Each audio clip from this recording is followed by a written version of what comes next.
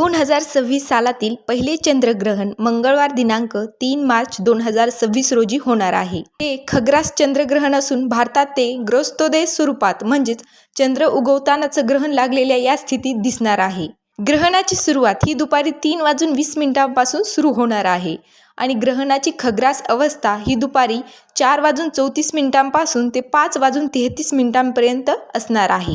ग्रहणाची समाप्ती ही संध्याकाळी 6:47 होणार आहे. पण भारतात हे ग्रहण प्रामुख्याने संध्याकाळी 6:26 ते 6:46 दरम्यान म्हणजेच केवळ 20 ते 25 मिनिटांसाठी दिसण्याची शक्यता आहे.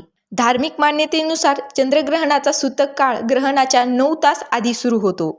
म्हणून या ग्रहणाचा सूतक काळ हा 3 मार्च रोजी सकाळी 6:20 सुरू होणार आहे आणि सूतक काळ समाप्ती ही संध्याकाळी 6:47 नंतर ग्रहण सुटल्यानंतर होणार आहे. या ग्रहणाची खास वैशिष्ट्य म्हणजे खग्रास अवस्थेत पृथ्वीची सावली ही चंद्रावर पडल्यामुळे तो गडद लाल रंगाचा दिसतो, ज्याला ब्लड मून देखील म्हणतात. तर या ग्रहणात काय करावे? ग्रहण काळात मंत्रजप, ध्यान किंवा स्तोत्र पठण करणे शुभ मानले जाते. तसेच या काळात काय टाळावे?